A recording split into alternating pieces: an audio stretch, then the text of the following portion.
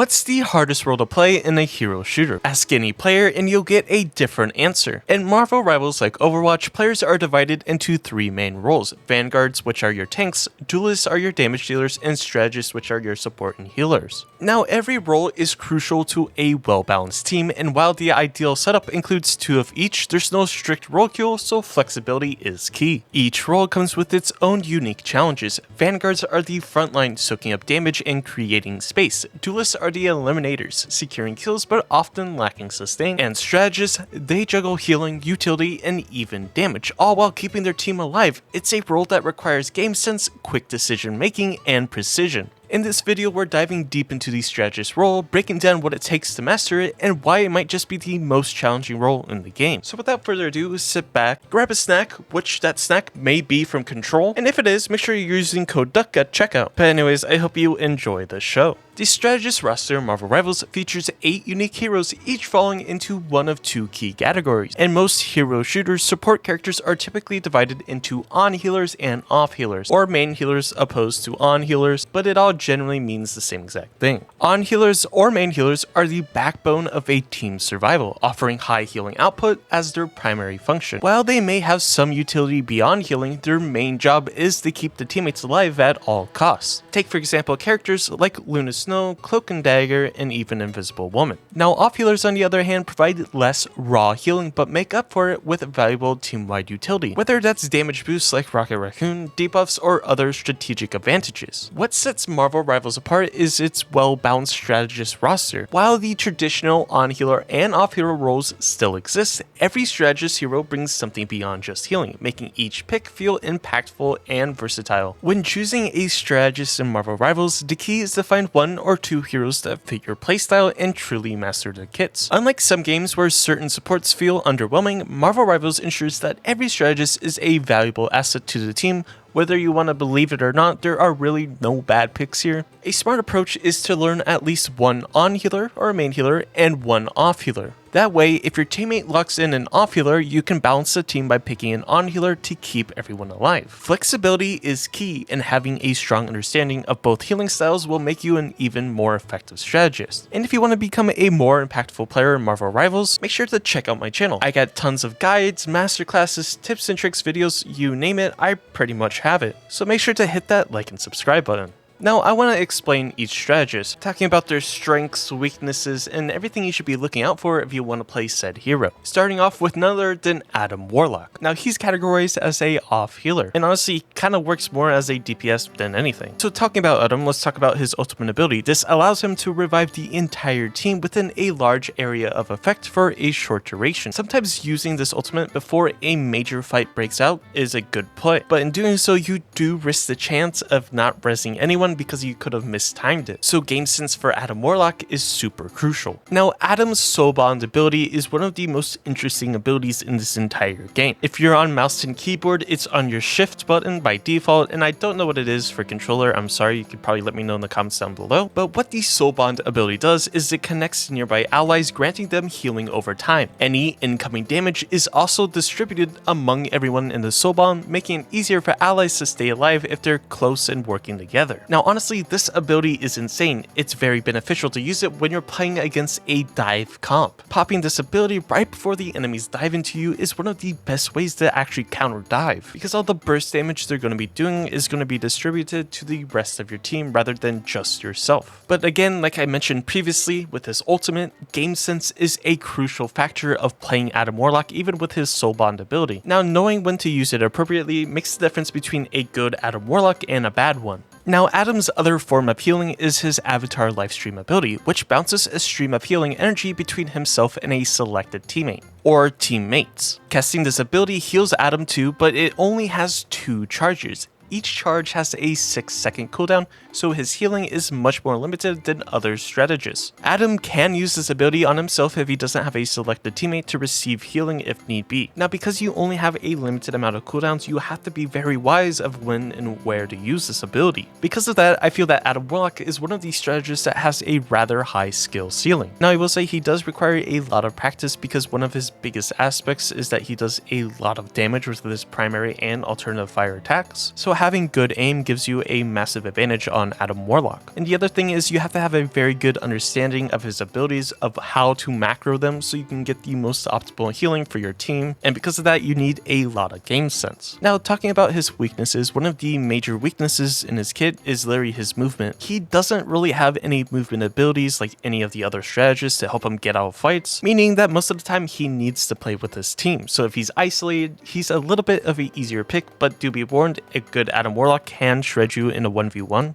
And if he's isolated, he won't be getting any of the benefits with his soul bond ability, so that would make him in a isolated fight only having the ability to heal himself 2 times before he just gets shredded down. So again, just a reminder, 2 of his biggest weaknesses, movement and isolation. Now we come to one of our main healers, Cloak and Dagger. They're 2 characters in one, so you can swap between them effortlessly. Dagger is used for healing. Her primary fire can heal teammates and deal damage to enemies. She can also send out a wall of light that will heal any teammates it touches, and it also gives a healing boost. Dagger also has her Dagger sphere, or Spear of Light, she can throw at any teammate, herself included, standing in a AoE will receive healing. Cloak is the other form, and he's mainly used for damage. He can send out a wall of darkness that will temporarily impair enemy vision and deal damage. He can also cast a temporary immunity field that will protect allies and himself. You can use this to dodge Magneto's ultimate, Eyes of Agamotto from Doctor Strange, and much more. You can also save teammates from those ultimates as well if they're cast within it and they don't use any abilities or primary attacks. A lot of people still don't know that, and I'm not really sure why. Both Cloak and Dagger have a mild aim assist, making it easier to rapid fire to deal damage or healing. If you're picking up a healer for the first time, Cloak and Dagger is definitely a must try, mainly for the fact that they have easier to aim abilities, but I will say knowing when to swap between forms does come with a little more practice. That being said, one of the biggest weaknesses for Cloak and Dagger is when you're in Cloak's form and you do use that immunity, that shroud, whatever you want to call it, the dismiss. Knowing when and where to use it is very crucial to keep yourself alive and to stay in the fight much longer. Now let's talk Invisible Woman, currently one of the best strategist picks in the current meta. Of course, this is recorded in Season 1.5. Now, Invisible Woman can heal and deal damage with her primary fire, just like Dagger, and many strategists work this way. Of course, besides a couple, she will passively turn invisible when out of combat. She also has double jump on a cooldown that will turn her invisible as well, that also activates her passive, which heals herself while invisible. She can throw a psionic vortex that will pull enemies towards the center of the AoE and deal damage. She also has the force physics ability to push or pull enemies away. This can be used to generate easy picks or even help in escaping from situations. She also generates a shield in front of her allies with her alternative attack or her secondary fire. This shield not only blocks incoming damage but also heals any teammates nearby it. It's even strong enough to protect you from a ton of ultimates in the game, such as Magneto, Doctor Strange, and so on. Now, I will say one of the weaknesses in her kit is that she does have to go invisible to heal herself, although she can heal herself with her secondary fire if she stands by it, but a majority of time, doing that is a little bit of a risky play because you do have to be up by the shield, which could mean you're up in the front line, which is a bad scenario for a healer. So if you can't go invisible and heal yourself, then it's going to be pretty difficult to really do anything. And that's why typically you have an off healer so you don't have that problem. Now, I am a tier 1 Jeff hater, because most of the times when he's in my lobby, he's going for a damaged Jeff, the flanking, the diving one, the annoying one. And because of that, it puts pressure on the other strategists, Vanguard, and Duelist players because they have to play something else now because you have a Jeff that wants to flank. Now, I'm not saying it's the worst thing in the world. Yes, he can do damage. Yes, he can do healing. His ultimate can make a game change, sure. But overall, it's just annoying to deal with. Now, there are some DPS Jeffs that are out there that can do a lot of damage or do something for the team. It just puts a lot more stress on the rest of your team because they have to fill and flex for this little Jeff. And honestly, as of lately, I have not seen a single Jeff on my team that actually heals. They only do damage now, so someone has to play another strategist because this guy wants to be damaged Jeff. Now we come to Loki, who's classified as an off healer, but is honestly one of my favorite strategists in the entire game. Mainly for the fact that he has somewhat of a decently complex kit. And what I mean by when I say complex, I'm talking complex to master it. It's not super hard to use this kit, but knowing when and where to use certain aspects of this kit is what makes it complex. Now Loki heals and deals damage with his primary fire. Loki's primary fire has a small splash radius, allowing it to damage and heal anyone inside the splash radius. Pretty cool, pretty self-explanatory. However, most of Loki's kit revolves around creating clones. Loki can summon up to 2 clones at a time. These clones will fire in the same direction Loki shoots in. Loki's clones deals the same amount of damage and healing that Loki does himself. The clones also have the same amount of HP that Loki does as well. So it's essentially like having 2 extra teammates on your team. He can also TP to one of these clones that are within a certain amount of radius. That radius is 15 meters, and it can be from anywhere, behind walls, anything like that. Now Loki can turn himself invisible with his secondary fire or alternative attack, leaving a clone in his place to confuse the enemy. Now Loki can stay invisible for an unlimited amount of time unless he, shoots his primary attack, which is pretty useful when you're trying to find a very good position. Now Loki's next ability is Regeneration Domain. It's essentially you summon a large healing pool above himself and both of his clones. These healing pools transform all incoming damage into more healing, so the domains can actually stop a ton of ultimates. Think Scarlet Witch's ultimate, Magneto's Meteor M, Namor's ult, and the list goes on and on. Loki's ultimate allows him to shapeshift into any other character on the field. Loki gains instant access to that character's ultimate ability. Arguably, he has the best ultimate in the game because he has pretty much every ultimate if you think about it. But typically, you want to be copying another support ult because you are a off healer, you don't have that defensive ult, so copying a main healer's ult is usually the way to go. Of course, different circumstances and scenarios require a different ultimate at that given time. Now let's talk Luna Snow, arguably the best healer in the entire game. She heals and deals damage with her primary fire. Luna can swap to a secondary fire that allows her to clap her hands in front of her, sending both healing and damage forward in large bursts. This secondary fire mode does more healing and damage than her primary. On mouse and keyboard, it's the shift button. On controller, I'm not 100% sure, so I'm sorry about that. Luna can also attach a buff to one of her teammates that allows her to heal them without touching them, otherwise known as the snowflake.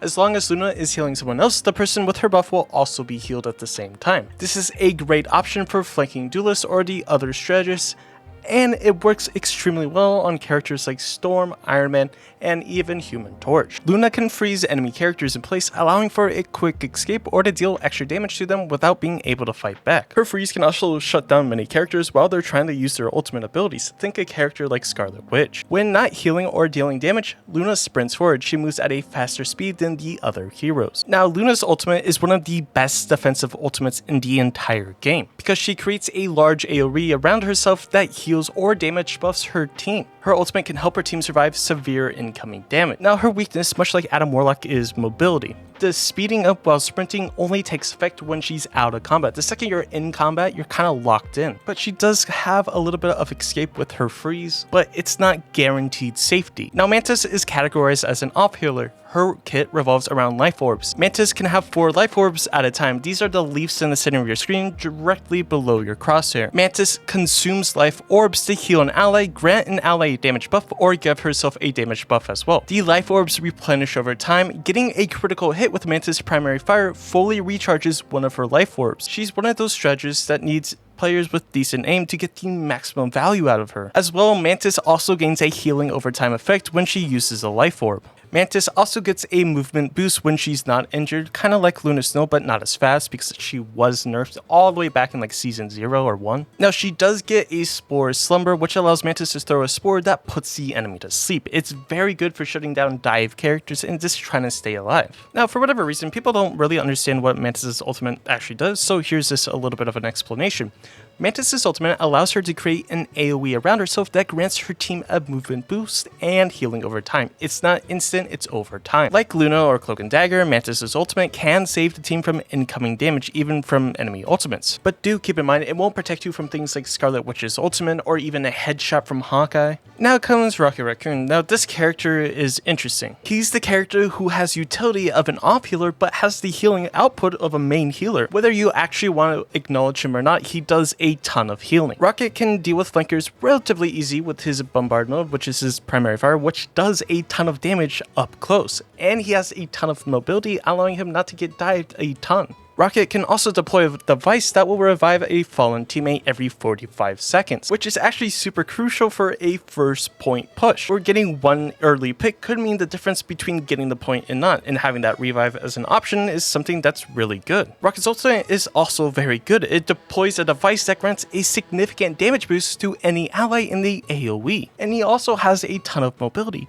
Players just need to stop hating on this character. This character is very good. You can sit here and argue that he sucks, he doesn't have a defensive ult, but everything in this game doesn't matter about a defensive ult. A majority of the player base just doesn't want to acknowledge this character is good and only listens to the big streamers and YouTubers. This character is very good, so stop crying. Now that you got a fairly decent understanding of all the strategists, let's talk about how to play your role. If you ever played a support hero in a hero shooter, you've probably heard or even said the classic line, "I'm a support, not a healer." In Overwatch, this phrase is often thrown around by support players defending their low healing stat, or justifying why they were dealing damage instead of pocketing their team. And the same logic can be applied in Marvel Rivals. If you're picking a strategist, you're not just a healer, you're a tactical playmaker. There's a reason this role isn't simply called healer. Yes, healing is important, but it's not the only thing strategists bring to the table. Whether it's damage buffs, debuffs, crowd control, or battlefield manipulation, strategists have a much bigger role than just keeping health bars full. Now let's talk about the strategist's main responsibilities. The first one is pretty obvious, and that's healing the team. Your teammates are counting on you for survivability, and skilled strategists can be the difference between victory and defeat. If you can out-heal and outplay the enemy team's strategist, your team gains a huge advantage in any fight. That said, healing isn't just about spamming your abilities, it's about knowing who to prioritize, when to heal, and when to shift focus. Your teammates always come first, so don't waste your time trying to heal the enemy team, unless you have some next level mind games in play. Following that, positioning is everything. As a strategist, your positioning can make or break your effectiveness. Ideally, you want to play from the backline, and for good reason. If you can't see your teammates, you can't heal them in theory. Keeping them within line of sight is crucial, and staying behind your team also gives you extra protection. Most enemies, except for flankers, will have to fight through your entire team to reach you, making it much harder for the team to take you down. Now, beyond just healing, a great strategist is a second set of eyes for the team. From the backline, you have a clear view of the fight, making it easier to spot who needs healing or backup immediately, calling out flankers or potential threats sneaking around, and keeping an eye on the objective to make sure an enemy isn't trying to pull a fast one. While vanguards are busy controlling space and duelists are securing eliminations, you act as the team's information hub, relaying enemy positions, warning teammates about threats, and calling for help if you're under attack. A good strategist doesn't just react, they predict. Knowing the map inside and out, every entry point, high ground, escape route, and cover spot can turn the tide of battle. The more familiar you are with terrain, the better you'll be at positioning yourself safely and making game-changing callouts. There's a common misconception that strategists should only focus on healing, but let's be real, it's almost impossible to go an entire game without having to fight. Unless you're like zero damage Raccoon or any of these other people. But sometimes you'll have to handle a flanker solo, and other times helping take down an enemy faster is more valuable than healing a teammate. A great strategist knows how to balance healing and damage, recognizing when to prioritize one over the other. In an ideal world, you'd never have to secure kills, but in reality, you need to do both. Healing keeps your team in the fight, but well-timed damage can turn the tides of battle just as much. A good strategist isn't just about healing or dealing damage, it's about using your abilities at the right time. Most strategists come with a ton of utility built into their kits, and knowing when to use these tools can be the difference between clutching a fight or wasting a game-changing ability. Take Loki's Regeneration Domain ability for example. If you drop them too early when the team doesn't actually need healing or that life-saving ability, you might run out of resources when it really counts. And when it comes to ultimates, sometimes patience is key. Don't pop your ult the second it's ready, and definitely don't use it just because you're panicking. Some ultimates can completely counter enemy plays, like Lunasnow's ultimate can shut down the Punisher's ultimate in an instant. That of course, unless the Punisher is completely focusing to Luna, then the Luna's gonna have a rough time. Mastering and building timing takes practice, but once you get the hang of it, you'll maximize your impact and make sure every ability counts. As a strategist, you'll constantly face tough choices, who to heal, who to buff, and sometimes who to let go. The harsh reality, not every teammate is worth your resources. If a duelist isn't securing kills, why waste a damage buff on them? If you have to choose between saving a vanguard who's holding the front line or a duelist who's struggling to make an impact, the smarter play is to prioritize the teammate actually carrying their weight. At the end of the day, your job isn't to babysit, it's to maximize your team's effectiveness. It might sound harsh, but as a strategist, your life is often more valuable than a duelist. Why? Because you're not just healing, you're keeping the entire team in the fight with buffs, clutch abilities, and some damage. If you go down, your whole team suffers. That's why knowing when to save a teammate and when to let go is crucial. Sacrificing yourself for anyone other than the Vanguard who can actually soak up damage for the team is almost never worth it. And here's the golden rule. Don't stagger, don't feed. Charging in a fight solo, especially when multiple enemies are still alive, is a one-way ticket back to the spawn room. A strategist alone is essentially a dead strategist, and a dead strategist means a team without support. Now, as a strategist, it's crucial to understand one simple truth. The enemy team will do anything they can to take you down. If you're playing your role well, you'll be a constant thorn in their side, making it incredibly difficult for the team to secure eliminations. This frustration often leads to one thing. The enemy will prioritize eliminating you before anything else. Flankers in particular will almost always target you, the support in the backline, before dealing with anyone else. You're the key to your team's survival, and if they can take you out early, your team is left vulnerable. So what does that mean for you? A good strategist knows how to defend themselves. Don't hesitate to call for help when you're in trouble. If your team wants you alive to keep them healed and buffed, they'll need to help you stay alive. Ping any flankers or threats and make sure your team knows when you're in danger. As a strategist, your survival is more important than healing your team, especially if your teammates aren't making an effort to protect you. If you're under attack and you need to stop healing to defend yourself, don't hesitate. Your first priority should always be to keep yourself alive. In situations where you can't outfight the enemy, look for an escape route and manage your cooldowns wisely to give yourself a chance to escape. Every strategist, except for Adam, has something in their kit that helps them either flee combat or heal, so make use of those tools when things go south. Staying alive means your team still has a support to rely on. Sadly, playing a strategist isn't without its challenges, especially when it comes to toxic teammates. If you've ever played support, you're probably familiar with the blame game. When things aren't going well, support players are usually the first targets for complaints, whether it's not healing enough or not performing their job to their team standards. And yes, Marvel Rivals is no stranger to this type of toxicity. If you find yourself in this situation, don't take it personally. Teammates who are rude or cruel are often just looking for someone to blame. Keep your focus on playing to the best of your ability. If someone's behavior crosses the line, report them and keep moving forward. You can't control others, but you can control how you respond. And that concludes today's episode of Strategist Masterclass from Marvel Rivals. Hopefully this video has helped you in any way, shape, or form. And if so, do me a favor of hitting that like and subscribe button. It really makes a difference and it means a lot. But regardless, I hope you have a great and safe day, and I'll catch you in the next one.